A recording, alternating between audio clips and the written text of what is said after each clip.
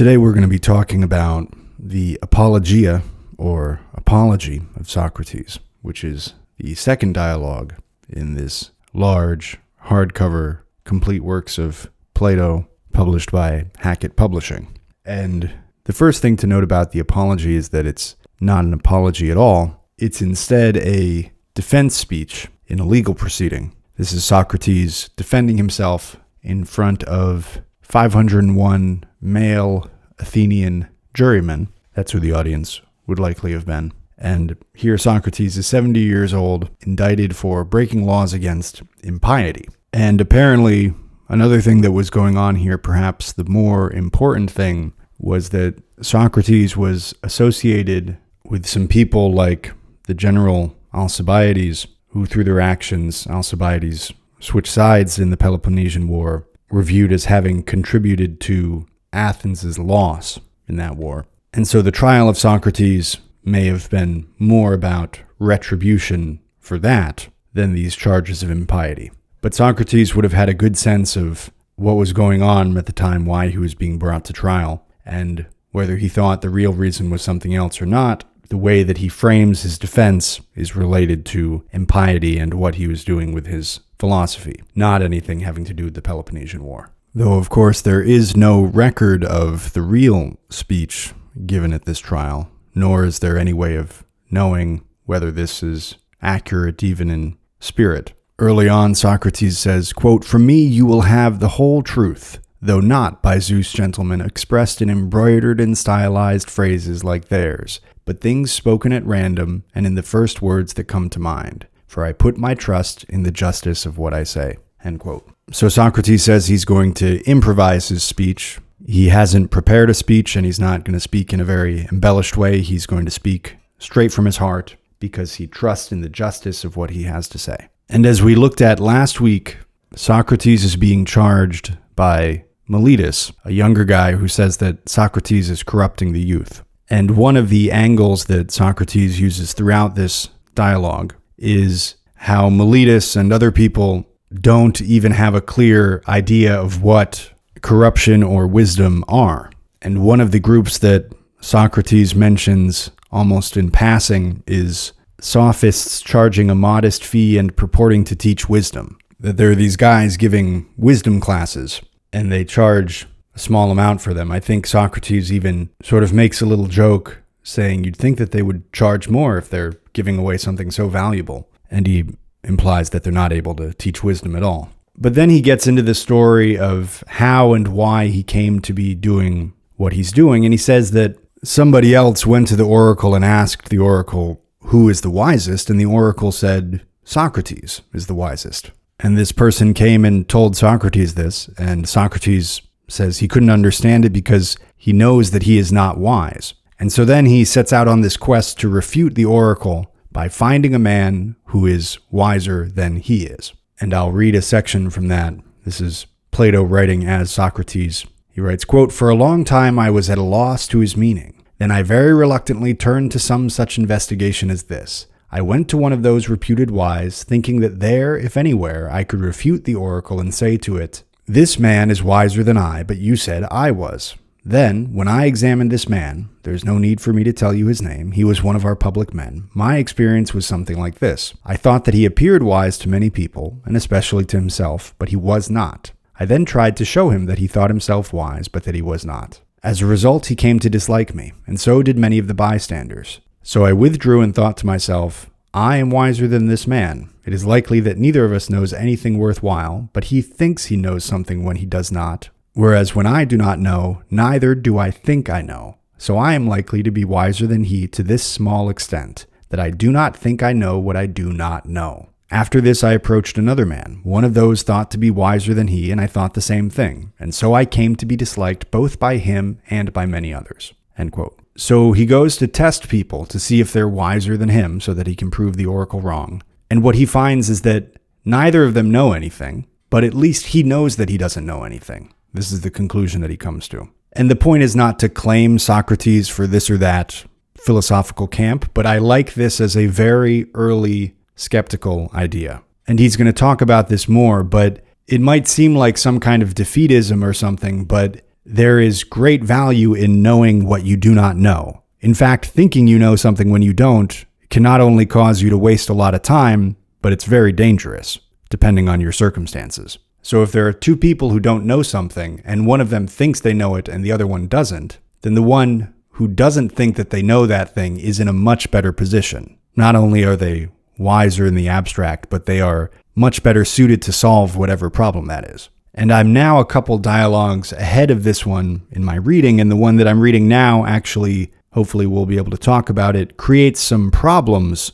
for the development of knowledge and of science. But this thought right here is extremely useful for what would eventually become the Renaissance close to 2,000 years later. Because as we've talked about before, what you often are dealing with when you look at ancient Greek thought is competing assertions. Anaxagoras says the universe is composed in this way, and Democritus says, no, it's composed in that way. And they are reaching these conclusions primarily through abstract reasoning, and nobody is conducting any experiments. That won't happen until Ibn al-Haytham and Roger Bacon and Galileo. It takes a long time to get to experimentation. But so in antiquity, they had this problem of a crowded field of explanations and no universally accepted standard by which to evaluate those explanations. But if you take Socrates' baseline here, him having reached this conclusion that he doesn't know anything worthwhile, and then him going around looking for people who do,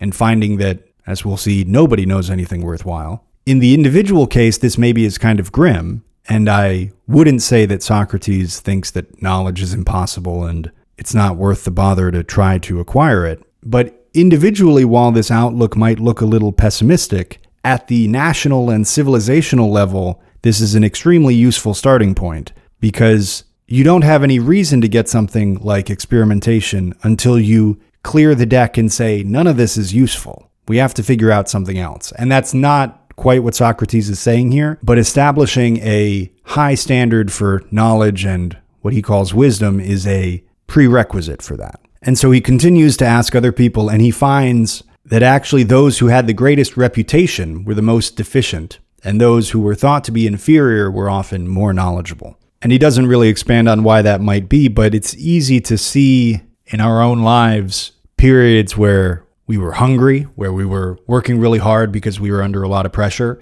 and then maybe some other times where we coasted a little bit because things were more comfortable, or maybe because we were focusing on other things in our lives. But it's easy to imagine how that same principle can apply to people in their careers, is that if you gain a reputation, you gain some fame, and then you don't have to work for people to give you praise and attention if that's what you're interested in, then many or most people will stop working. They will more or less coast. Whereas when they were younger, when they were unknown, when they were still trying to establish themselves in some way, they were working harder. And the people who remain unknown, maybe, continue to work at that early level, whereas those who achieve some level of notoriety drop off in their work. This is conjecture. I have no idea if this is the cause of this. It's just one possible explanation of something that he was talking about. So he talks to some politicians in this way to try to find out if they're wise, and he goes and he asks them questions. And then he moves on to the poets, and he says that he found that the bystanders could explain their poems better than the poets could. And while we certainly still have poets today, we also have something that Socrates wasn't really talking about, but is in the same category, which is novelists. And if you read a book and then you read some of the commentary on the book, this is certainly not true in every case, but you can definitely find examples of a reader of a book writing such a detailed and thoughtful commentary on a book that when you look at the writer of the book, you think there's no way that that person was thinking of all that when they wrote this book. And often the writer will tell you the same thing. And that's one of the mysteries of writing and of art in general, is you are making something with whatever thoughts that you have about it. But then somebody with their own collection of experiences and associations, they can see something in it that you didn't put there. But that also has something to do with how art criticism and art making are not the same thing. Many artists are also critics. They will write about their own art or somebody else's art. But those are separate skills that you have to practice separately. The examples that I usually give here, I'm sure we've talked about this before, are people often think that if you are a very good chess player, then that somehow translates to being a good business manager or, God help us, a good general in a war. And the thing is, being a good chess player just makes you a good chess player. And there's nothing wrong with that. Chess is a very fun game. It's very admirable if people are very good at it. And it also doesn't need to translate to anything else. But that's good because people have done research that shows that it doesn't really. It doesn't even translate really to general IQ. And so this is a reason to practice whatever it is that you want to be good at. That if you're somebody who wants to make paintings, then it's definitely useful to study the paintings of other people. But you have to spend a lot of time making paintings. Otherwise, what you're going to be good at is studying paintings. Or the example that I personally have the most experience with is if you're learning a foreign language, I divide it into basically 4 categories. There's reading, writing, speaking, and listening. And you will be as good at any of those 4 categories as you spend time on them. If you spend a lot of time listening, then that doesn't necessarily make you better at speaking. It'll make you better at listening, but you have to practice speaking in order to be good at speaking. And if you're speaking a lot, you have friends with whom you can speak this foreign language, you can practice, that will not directly improve your ability to read the language, especially if it's in a non-Latin script. Now, of course, reading and writing a language are more closely related than playing chess and managing a business. Those are much more distant. So there is more overlap in the language example than in some other ones. But I give that example because I see people in learning a language making the mistake of only, for example, watching TV shows in the language that they want to learn. That may help a little. I think it's a little bit of an evasion in certain ways. I couldn't comfortably watch TV shows in Turkish until I had been studying it for like 7 years. So I think that watching a TV show or a movie is something you do much later, and there are much more efficient ways to study the language early on. But if you're doing it in a low-key way as a hobby, it certainly can't hurt. But the thing is, if you do that, you will at best get a little bit better at listening. You won't get better at speaking, you won't get better at reading, you won't really get better at writing. And to bring all that back to Socrates, it might be that it's okay that the bystanders are better able to comment on the poetry than the poets themselves are, because writing or composing poetry and commenting on poetry or interpreting it are 2 separate things. So unless the poet spends his time doing commentary, then he might not be very good at doing commentary. He might be good at writing poetry. But the angle that Socrates might have been taking here is that people in his time, and certainly many people today, and even us if we don't think about it, may assume that a poet is a wise person, which they certainly cannot simply be assumed to be. They might also be wise, but being a poet doesn't make one wise any more than being a politician does. And maybe part of what we're doing when we read old books and old works of fiction is we are trying to gain some of the wisdom of that writer. We're sort of assuming that there's something there worth gaining, and then we're trying to go in there and see what it is. Though it's not always necessarily philosophical truth, it might be aesthetic beauty or simply an interesting thought. But so then he moves from the poets on to the craftsmen. And Socrates says, quote, "Each of them, because of his success at his craft, thought himself very wise in other most important pursuits, and this error of theirs overshadowed the wisdom they had, so that I asked myself, on behalf of the oracle, whether I should prefer to be as I am, with neither their wisdom nor their ignorance, or to have both. The answer I gave myself and the oracle was that it was to my advantage to be as I am." End quote. So he goes to the craftsmen, and they're able to build things and make things that are very beautiful and useful. And he doesn't specify what kind of craftsmen, but these are probably builders and sculptors and smiths. And they have this very interesting knowledge of how to make these things. But then because they can do that, they think that they know other things also. They make this mistake of the transferability of their knowledge, or maybe it's unconscious, the esteem that they have in their workshop. They then leave their workshop and they think that they are masters of whatever other space that they enter into, just as they are in their workshop. And the other people in that space that they come into might make the same mistake.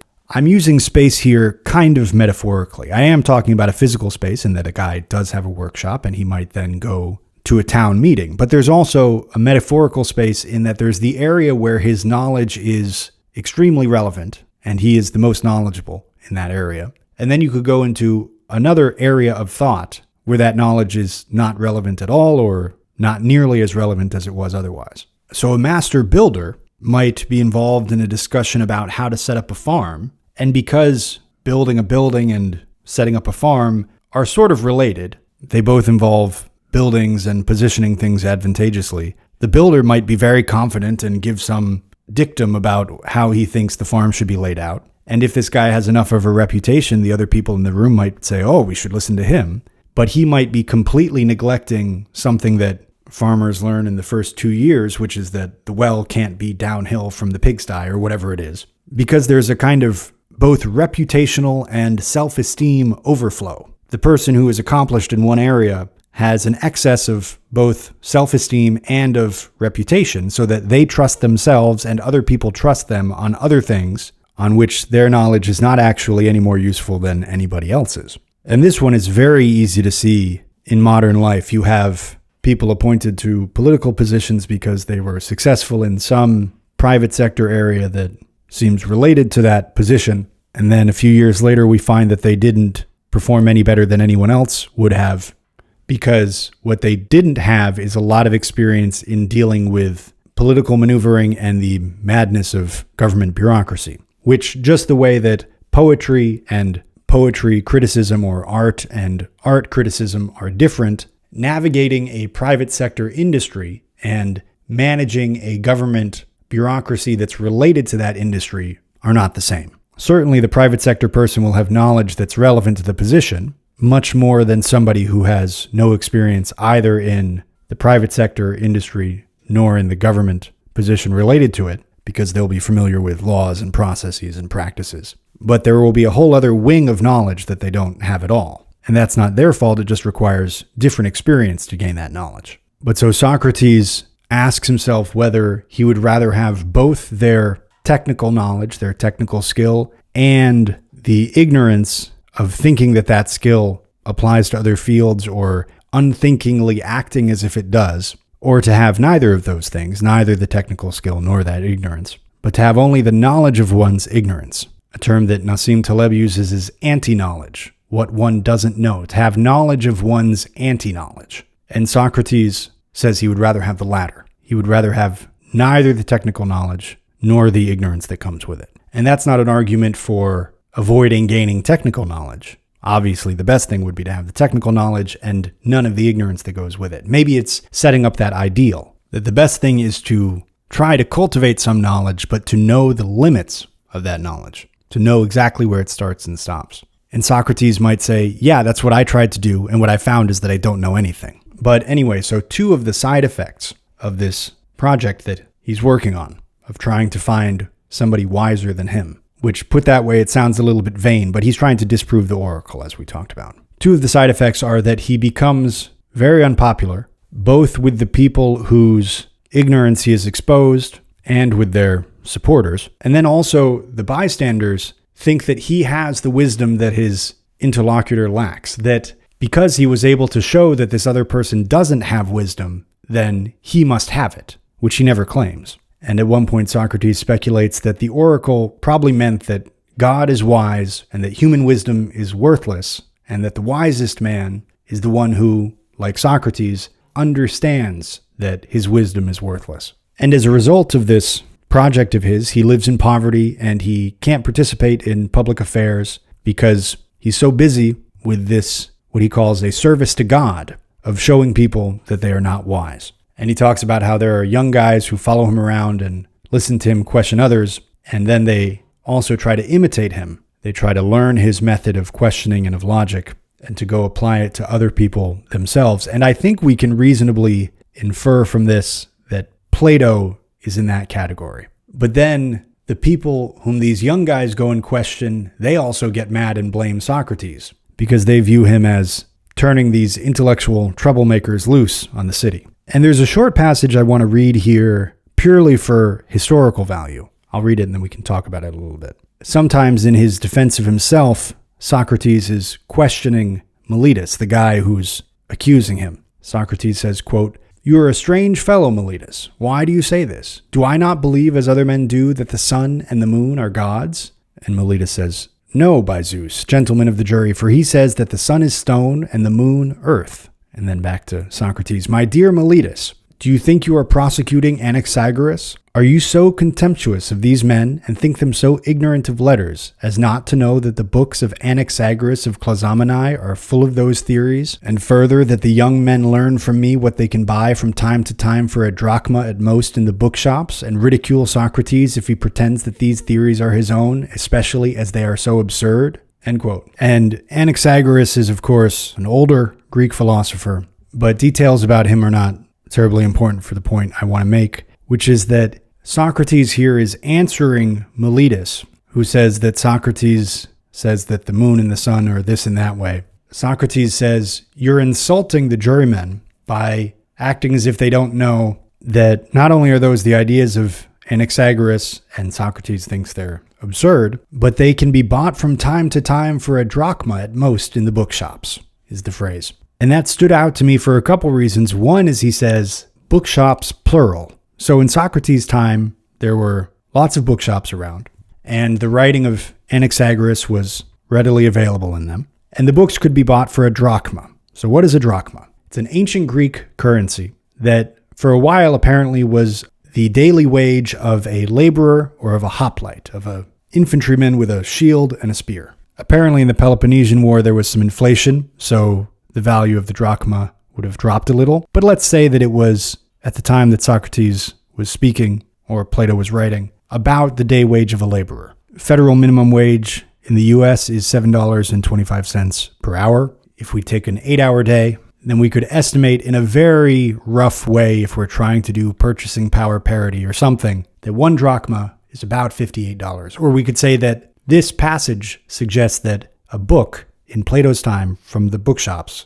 to buy a book of Anaxagoras would have cost about $58. And this was very interesting to me because it changes my perception of the availability of books at that time. That's not that expensive. We have a perception of the past that books were, because they were produced by hand, impossibly expensive and only very rich people had them. And at some point 5 years ago or so, I tried to figure out how much a book would have cost in the Middle Ages. And I don't remember exactly how I reached this point, but I got to some calculation that somebody else had done. There was something like a book in the Middle Ages, I think it was like the 12th century, cost about the same as 50 cows or some number of heads of cattle. It was in that range. And that kind of calculation might in part be why we have that perception of books in the past. And again, the 12th century is still before Gutenberg, so we're still talking about handwritten books. But let's take these two estimates. One of them is Plato writing in the early 4th century BC, and the other one is this vaguely remembered estimate that I have in my mind. Obviously, if we wanted to be very exhaustive, we would really pin that down. But let's just take that as true for now, because probably something like it is kind of true. So what that means is you have a much older period in time at which books are much cheaper, more than a millennia earlier. How did that happen? There might have been some small change in technology. I don't know exactly the history of parchment and vellum or whatever they were writing on in the Middle Ages. But you would expect that any technological development would favor the later date and would make books cheaper to produce. And this is purely speculation, but my suspicion is that the reason why books would have been cheaper in ancient Greece is because there was both a greater supply and a greater demand, probably in part because there were higher literacy rates, or possibly because of that. This is, again, conjecture at this point. The only data point we have is books being cheaper in ancient Greece. But one possible explanation is that more people could read, so they wanted to buy more books, and also there were more scribes, there were more people able to write, and so they could prepare more books. And the result was these books were more or less available at bookshops, plural, in one city, Athens. There's a lot of fuzziness there, but I was interested to find that one thing we can take away, books were probably more readily available in ancient Greece than I had thought they were. Later, talking about slander destroying good men, Socrates says, quote, I do not think, men of Athens, that it requires a prolonged defense to prove that I am not guilty of the charges in Meletus' deposition, but this is sufficient.